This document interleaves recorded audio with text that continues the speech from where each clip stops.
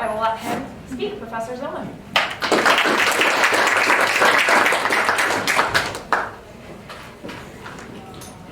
Thank you for that generous introduction. Can everybody hear? All good? Every time I start getting, and now he's been here for 30 years. I'm kind of tempted to say, but then I started when I was 18, and it seems like it's been a long time, but it's been a fascinating time here. And topic today, and I'm hoping that we can, by maybe 22, be jumping into Q&A, because we can go any number of directions with this. My research recently in the military area has been the 2-volume study of World War I that Elizabeth Elsbach of our class in 2016 and I put out over the last 4 or 5 years. And then as I'm thinking of what writing comes next, it's very much a military theme likely to be running into this. And interestingly enough, the military very often runs into my other area of specialization, which is energy law. And we can talk about that for a minute. But the focus to start with, and we'll just take a kind of brief look at the military draft, selective service, conscription, phrase it however you want, the role it's played in American history. And kind of a quick 200, and what are we now at, 40 years of United States history out there. For most of the first century and a half, the United States, when it needed a military, would rely on volunteers. And that was all the way back to the Minutemen in the Revolutionary War.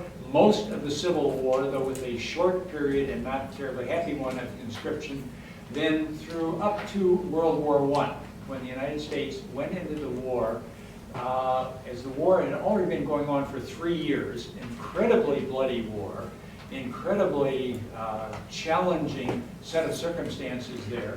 And one of the questions when the United States decided they wanted to come in on the side of the Allies, Britain and France in particular, how do we form an army?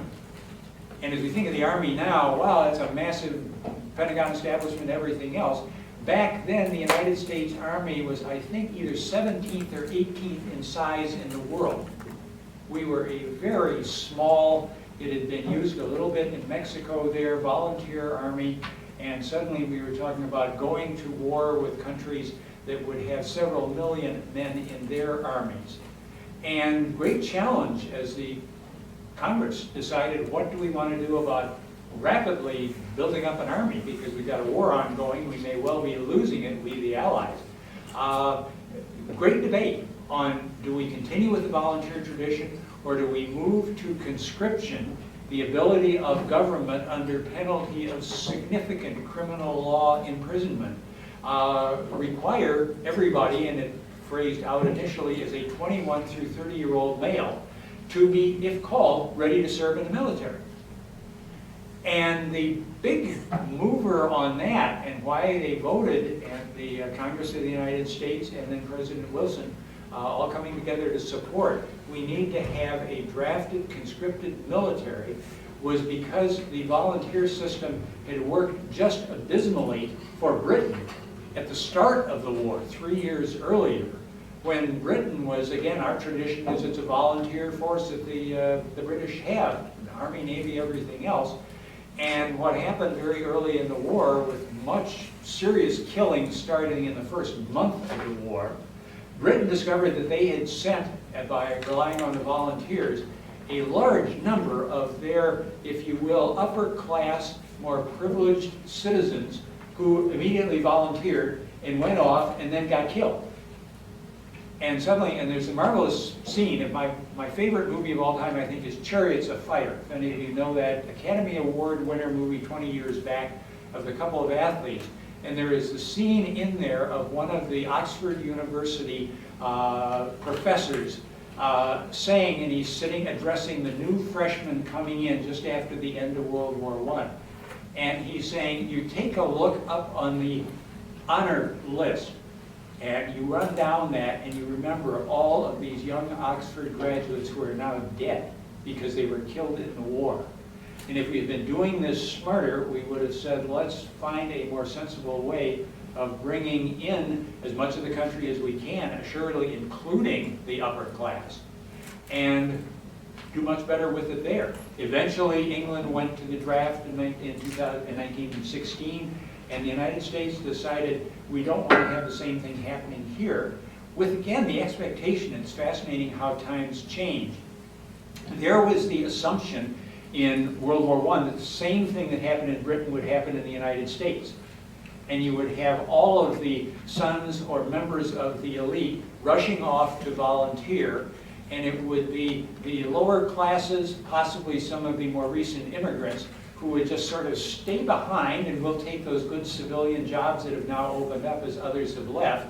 And maybe at some point we'll think that we want to volunteer for the military, but not right away. And they said, we can't have that, and we're going to put the draft in and make it as inclusive as we can. That started 1917, the tradition of the United States using the military draft, fighting World War I, World War II, Korea, Vietnam, and the one that is regularly forgotten about, and happily because it was so unbloody, the Cold War with what was then the Soviet Union, now in major part Russia. Those were all wars fought with military draft. Since then, and it was, we can talk a bit about this if you want, it was the bad experience of the Vietnam War, where the discovery is who is it that's ending up serving in the war, tended to be much more citizens from the lower classes than from the upper classes. And there's some fairly embarrassing matters, harking back to the Oxford, here is the list of the dead there, that would say if you had gone the numbers of the Boston area public high schools and said how many of your graduates died over in Vietnam, it would be a list like yay. And then you would go to Harvard and say how many of your graduates died in Vietnam, and it would be a list like yay. And what does that say about both how this changed policies on things and where we were with it? Well, a piece of that sense of this is an unfair discrimination that comes with the draft, we shouldn't be using that, pushed the draft out. And Congress decided about at the same time as the Vietnam War ended we're going to an all-volunteer force. And that's what they have stuck with, we have stuck with ever since 1972, 1973. And in that time we have certainly fought some wars, none anywhere near as bloody as the previous wars other than the Cold War that we talked about. And the question then comes ranging up. And one of the more interesting statistics just in the last 3 or 4 months, we're saying with the long-going, here is the post-9/11 2001 war that in effect we have been fighting in a couple of different Middle Eastern countries. There are new military recruits who weren't born when that war started. We've been at it for 18 years, and maybe President Trump is going to manage to get us totally out from under that, but we'll talk in a minute, maybe not, and those are some of the concerns that are there. Well, that's the draft background. Now, what do we need the military for? Well, I will do some speculation, but I think reasonable speculation, on where would we be places that we might suddenly see the United States seriously militarily involved, either through the United States is pushing this more than they should, and we can disagree on those policies, or somebody else pushing us, and we probably need to get into that. And I think I would run down the list something like this, and I'm happy to have additions or subtractions there too. And this is not particularly, I'm trying to beat on one country or another, or one political party or another, but where would there be, and put it this way, if you were to wake up in the morning and on the early news or on your computer or wherever, what's the big news that's happened overnight? You were to see the United States is suddenly at war with, fill in the blank. What might be included in that? And in no particular order, I will start, as we talked about the former Soviet Union, Russia, with whom we've had a somewhat uneasy relationship ever since then. Has Russia done any things that might have troubled the United States, troubled others around the world? Well, there is the Ukraine, and boy, that's in the news every day for a variety of reasons that is out there. There is certainly threats to some of the Baltic states, Lithuania, Estonia, Latvia, and the rest. And in any one of those, you might be saying, well, the Russian government is deciding that the population here is 60% native Russian in this country. And why shouldn't they be able to be under President Putin's great leadership rather than some person who regards them as maybe second-class citizens or at least dangerous first-class citizens? There's the Russian side of things, and we leave the Middle East out and come back to that in a minute. Secondly, where's China? And the United States and China, I think, facing some tough choices. The United States, are we wanting to continue to pretend, or actually, that we control a major part of the entire Pacific Ocean? And if you're doing anything there, you are in some risk of running into the United States, whether with Army forces, Navy, Air Force, the rest, and obviously with the extreme power of the atomic bomb, we're having some say over what goes on there. With a modern, resurgent, leading in many parts of the world, China saying we certainly have a claim to a chunk of the land that is at least vastly closer to China than it is to the United States. And we look at the South China Sea, we look at some of the things going on in Hong Kong, we look at some of the possible same things going on in Taiwan with this, are we really part of China as China contends, or are we a somewhat separate, independent regime that we don't get to be told where you must send persons charged with crime, and if that's, we'll send them over to China, that's where they're going to go, rather than we handle that in Hong Kong. And that could suddenly break out, get much worse than it has. Third of the realms, and we'll stay in the rest of the area, what's the other part of East Asia that worries us as potential war? North Korea. North Korea, yeah. Here is North Korea wanting and succeeding, I think, to build a nuclear capability. And I think one of the messages of the wars of the last 30 years has been, if you are a relatively small country and you are worried seriously about what will happen if some of the big powers, the United States, China, Russia, and that, really want to get on your case, nuclear weapons can be a very valuable asset for you. And you look at a few of the dictators, Gaddafi and others, that have been overthrown, and they didn't have nuclear weapons, and they may have been talked out of having nuclear weapons, and probably if their leaders had it to do over again, they would have said, we'll do everything we can to get nuclear weapons here. And then if we start having some disputes with somebody, we can have some much more serious conversations. That this is not, if it goes military, it's all 95% in our favor, 5% in your favor, and that's not good odds to be tracking with. Then we come to the Middle East. And how many different pieces of Middle East upset, concern, and such are we fighting with? We are trying to figure out, and one of the challenges is, who are all of the appropriate players over there in Syria right now? And where does Turkey's interest fit? Where does Russia's interest fit? Where does Iran's interest fit? Where does the United States' interest fit? Where does Israel's interest fit? And any one or a number of those could rapidly turn into, suddenly we've got a much more serious shooting war than has been out there beforehand. And so many of those alliances, or not quite so alliances, also have other consequences coming from them. And so I would, again, put those on. I could wake up to that happening in the morning, and I'd say, oh no, that's terrible news, but not unexpected news.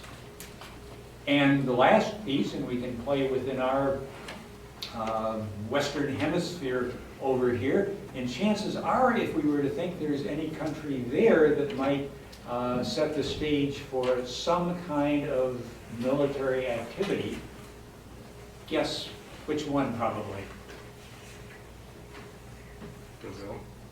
Brazil, maybe, and even more so than Brazil possibly, Venezuela. Anybody following what's going on in Venezuela? You've got the very unattractive, from most Western perspectives, dictator there. You've got substantial objection to the point that something on the order of 60 nations around the world have said we no longer recognize Maduro as the president and the leader of Venezuela, with the hopes that this would then push the military to toss Maduro out, and there we get things taken care of. Lots of consequences, including huge out-migrations and an economy that is just fallen to pieces, and saying how many different ways could this one break that lead to some serious shooting, or somebody needs to go in with military force and see if they can stabilize this. So all of that puts together what is it that the United States is then working with in terms of its present military. Well, depending on your perspective, the standard line is the United States is so clearly the preeminent military in the world today. And there's lots of evidence that supports that, but at the same time, there are numbers of things that make you a little bit uneasy about that, and sort of start pushing the issue. Do we really have to rely on volunteers to be doing all of the wars that we may be fighting? And it's not inconceivable that we could be fighting them, a couple of them at the same time. And I probably have left out discussion of Iran in the Middle East as a further piece of the faction, and who are they supporting, and the rest that is out there. Some basic numbers on the size of the United States military. We are currently, total military population in the United States is less than the Army population at the height of the Vietnam War. In total, there's the Army, that's including the Navy, that's including the Air Force, that's including the Marines, that's including the Coast Guard. We are down in total personnel numbers to a fairly exclusive light limit. That could be tricky. Second piece, what kind of war are we going to fight? And as somebody said, the best thing in the world is somebody decides they want to fight the United States on the United States terms. And we'll pull out our tanks there and have some of our airplanes in the ground, and our troops will all be out in the ground, easily accessible, ideally out in the desert. And gee, who tried that earlier without terribly great success? Saddam Hussein, back in the first go-round of the Iraqi War. And the United States, having rebuilt their military from the Vietnam days, was almost, thank you, God, you have given us the perfect war for us to fight, and our tanks are going to be better than theirs. We totally outnumber them in air power. We've got massed forces, and we can just run over them very quickly. Gets a little bit more uneasy as we start looking at, let's see if some of the fighting is going to be going on and you fill in the numbers here. Caracas, Venezuela, cities in China, cities in the Middle East. That's not so certain. The United States advantage there may be much less, and in some cases much less because they don't know the territory nearly as well as people who've been living there for 6 generations. And if they're on the wrong side of us, that's not a good thing to be struggling with. And they're pulling all those pieces together. And I would say so long as there is certainly, and I think if you're panicked and this is about, oh my goodness, am I about to get a draft order within 1 year and I should change all of my plans from that, I think the odds are still strongly against that, but they're not overwhelmingly against that, given that list of possible concerns there. And as we talk about China, as we talk about Russia, as we talk about North Korea, as we talk about Iran, these are some pretty serious militaries on their own. This is not an easy pushover war with some dictatorship that we're going to be able to knock out pretty quickly, and then we'll figure out how we unscramble, what's left after that. And that's the challenge that President Trump is left with. And again, if I had a wish, it would have been that President Trump had had some military experience beyond his equivalent of college military, and I forget what the name of it was, that is much more a kind of private school but with a military tone to it than actually part of the military forces. Because there are so many tough decisions that go into that, and we've certainly seen some of them now, and we'll be seeing more of them later. with that, let's open for questions, comments, critiques, thoughts. I was going to ask a question about the selective service system. It seems like for male students here who've had to sign up, I'm sure it's quite a stiff penalty. I think it's $250,000 and years in prison.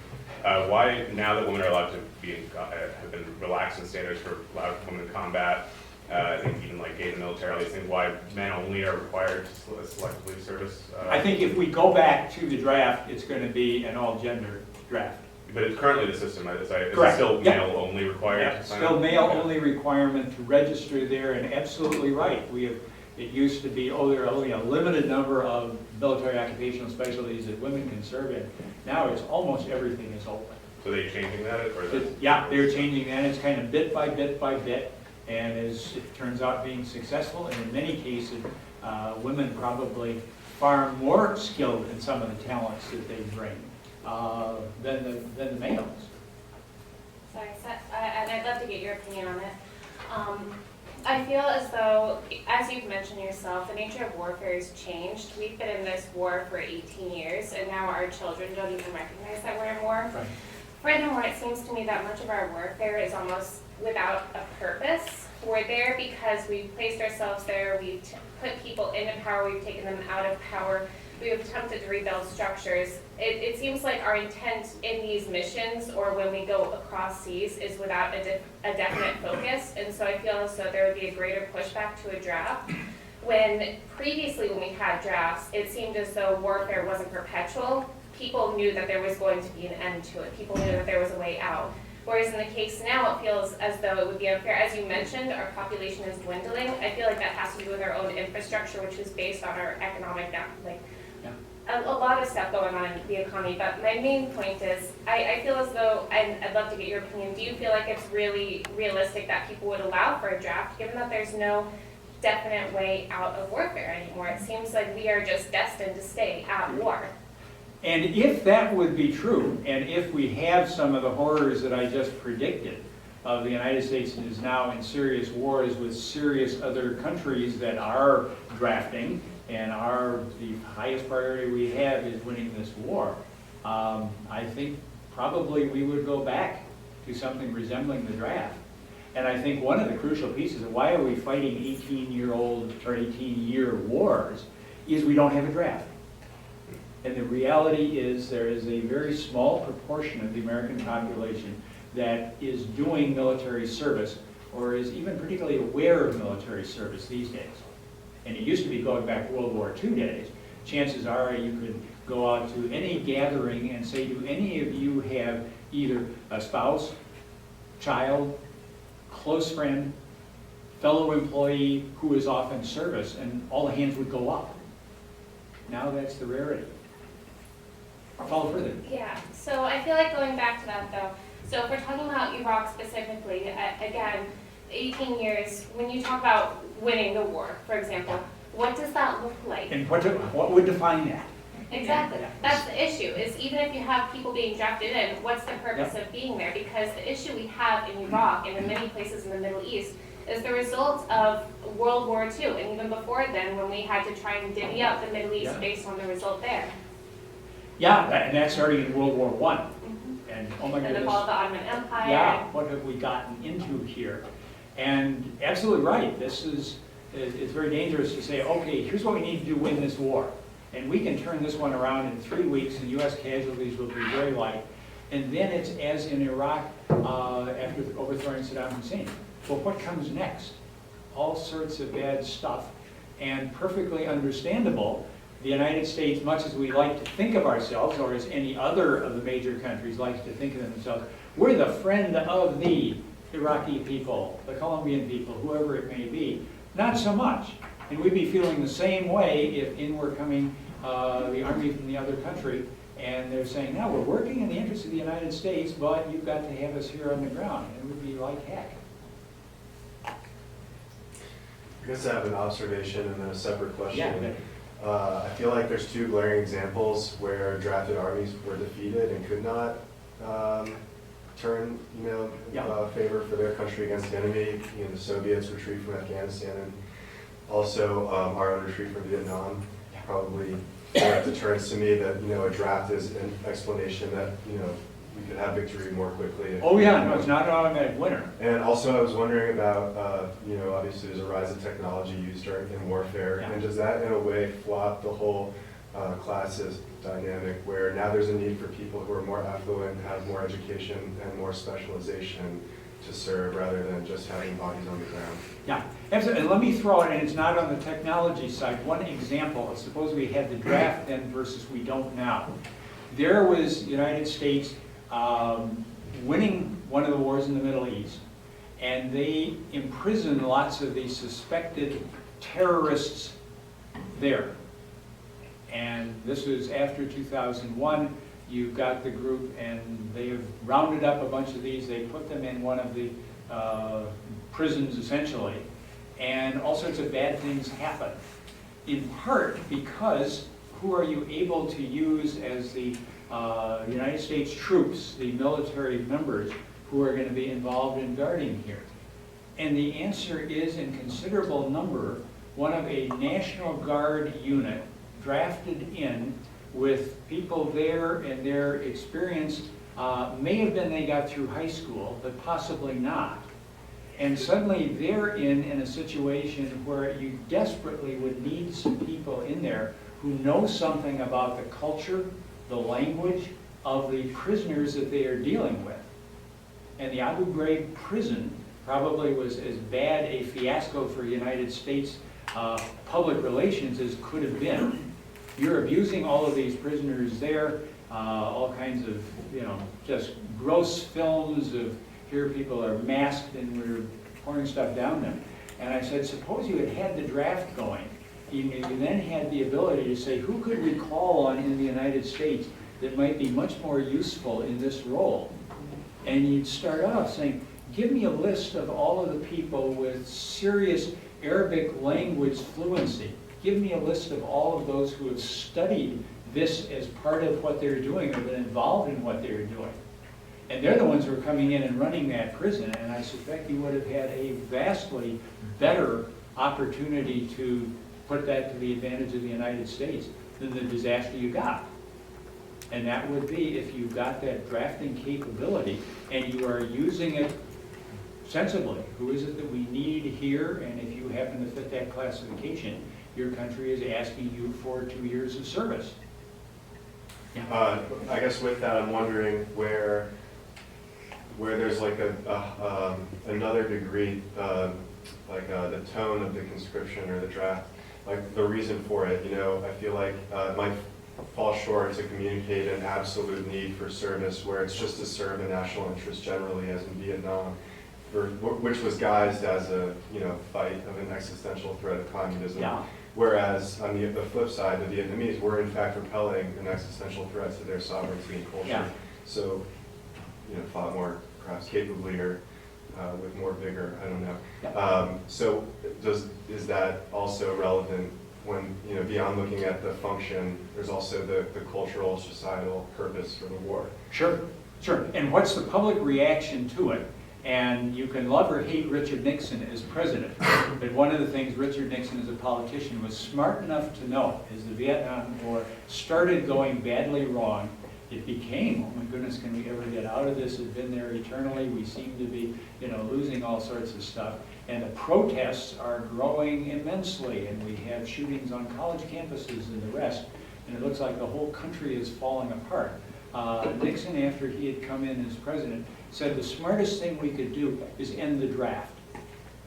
And what that's going to mean is a lot of people who previously were screaming about, I hate the Vietnam War. Why? Because my son may be pulled over there and could get killed, and that's just outrageous, his having gone to prestigious school and everything else, and now he is lost from that. And suddenly that disappeared. And it was, okay, other people can fight the war, that's probably what they're better at than doing something else. And gradually we got out of the Vietnam War, but a lot of the pains drifted down. Let's see, others who've not had a shot first, I'll just look around.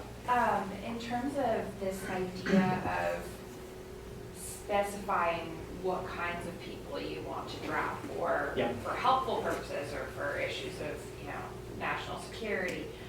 Could you also use that argument to preclude specific groups of people? Or I guess this idea of funneling out people or narrowing in on people, could that create a constitutional issue? You would, although what's probably now the major eliminator of people from military service if we were to have the draft? Health standards. Yeah. Probably 70% of the American young treated as 21 to 30 age simply is physically not at the present time capable of serving in the military. And you're saying, oh God, what does this say about the country? And how would we change that? And you might even hope that a part of if you've got the expectation of you may be called on for military service. I may hate it, but I think I'd rather be in reasonably good shape, not vastly overweight, whatever else, if I got called on. Further, yeah. So, kind of going off of Henry's question, he mentioned something about technology, Yeah. where each branch of the armed forces has become extremely technologically advanced and Really? requires this understanding in order to properly use equipment and things like that. So, where you said, the draft might require you to serve for 2 years, where it takes, a year and a half just to learn. I'm guessing, estimating what if it takes a year and a half just to learn how these systems work, then that's only a half year you're actually in battle. What would the draft look like with these technological requirements? Well, and ideally, in that number, you've got several I've been doing this for 5 years, part of my college degree, everything else. I'm coming in, and I'm going to be more expert than anybody that you've got that's been in the military for 5 years. And they're saying exactly what we are looking for. Thank you, this is the slot you're going to move right into. What would you think about the requirement of service for, 18 to 21-year-olds in this country, just for everyone across the board, like other countries? And not necessarily military. Yeah. Yeah. I mean, what would that look like then for kind of there is this culture that we've mentioned a couple of times about those who choose to serve in the military as opposed to not. How would that affect kind of? I would support it, and probably some of the support is just the political plus. Yeah. And then if you're able to say, my son, my daughter is not serving in the Marines, but is working for, good social action agency doing great things out there, that's a plus. And I suspect you would probably also get a pretty considerable number of, given the choice that I'm going to put in 2 years for what I like to put it in, they would be to the military. Yep. There are lots of pluses there, and we can make a whole separate chunk of that. So I have more questions. Going to the idea of asking for service, so Yeah. that age range, I feel like how can we ask a population to do that? Like, for example, many veterans of the Vietnam War, upon returning, felt abandoned by their country Yeah. because there were no services for them, they received no treatment. Yep. PTSD wasn't recognized at the time. And not only that, but boot camp can lead to a lot of injuries, like wound care injuries. It's very common for people to have wound care issues on their feet from boot camp. So how can we begin to require or bring back a draft that might selectively pick people without creating an infrastructure that helps them readjust when they get back? I mean, warfare is not only physically demanding, but it's also psychologically demanding. And it's a period of time where, yes, they're developing these skills to deal with military technology, but what about their daily life skills? How does it differ from individuals who are incarcerated for extended periods of time and don't learn life skills that bring them back on the outside? They just learn the skills that help them in that specific scenario. No, absolutely right. And Vietnam was a lousy time to be a veteran. And we've seen all the stuff that is out there, and I think happily the American people have learned from that. And I think probably they've gone overboard, and now and if I've got a sticker on my SUV that says I support our troops, I'm doing my part. And See, I disagree entirely. I work Really? in the mental health care system and dealt with many individuals who preferred to come to private medicine, which was more expensive rather than the VA because Yeah. the VA wasn't sufficient in Right. treating some of their symptoms. And the message is, as part of this, let's improve all of the post-service. But they Services. don't. They don't channel funds to that. In the military war machine, they're more interested in channeling funds for military services towards, boots on the ground, I feel, as opposed to those individuals who come back and they're having to suffer the ramifications of it. And then that follow-up question. And I just say, this would be Congress making those decisions, and I think they would be absolutely moved in the ways you're suggesting. Sorry, last one. Yeah. The follow-up question I have is, you had said that one of the reasons for getting rid of the draft was because people had certain preferential treatment in who was getting drafted, right? Yep. They were kind of nitpicking. Given what we've seen with the college scandals, with how our current government is structured, Yeah. the private sector, everything's privatized and it's everyone's cousin, even though they don't have background experience working in that same industry. How can we not expect that same sort of pattern of behavior from a draft? We would have to push very hard on making sure the draft is taking a fair slice of the people that it needs to take, and that includes the privilege. And I've even seen one or two arguments saying the draft should be just of the privilege, because those are, as we talked, the ones that we need. One more, yeah. Is there time? Then I got I don't 2 need to more pick up, I'm minutes. sorry, we have time for 2 more quick questions Oh, before we hit let's 11 go. p.m. No, mark, so. we had a couple of people that did not, I saw 3 hands over there. and, Well, yeah. so this was just a question that I had was, I feel like the civil-military divide is maybe a little bit more nuanced now than maybe it was during Vietnam, right? So I think that's a little bit outdated. It's not that there's a lack of appreciation for service or anything like that, but maybe there's just a lack of understanding. Total economics. And Yeah. there's increasingly folks in the military are sons and daughters of folks who are in the military. So you're creating this segment, and this is probably true for like each rung on the socioeconomic ladder in general, where you inherit the station of your parents, and sometimes specifically that job. And so I guess there is talk, like with some of the Democratic hopefuls for president in 2020, about some sort of system of national service. But when all of that is, it doesn't seem like that is going to maybe bridge that gap. It might create awareness of the need for community involvement necessarily in younger people. But I guess I'm wondering, this newer civil military divide, what is a way forward to bridge that gap? I am just hoping that we can have more discussions of what it means to be in the military, why we need the military, and what, even if you're saying, I don't think I would want my daughter or son to go, you are understanding why people who want it, and then if we go with the draft, people who are encouraged to go in it can do. And it's a dangerous piece of how divided our society can be in those. 2 more. I know obviously the wars in Iraq and Afghanistan have been long, but isn't a significant factor not necessarily the number of troops in those locations? Obviously that's an issue, but it was a fundamental failure of the military and the government in general to understand that counterinsurgency warfare was what they were getting themselves into. It was not the classic war of the Cold War that we had spent the previous 50+ years training for.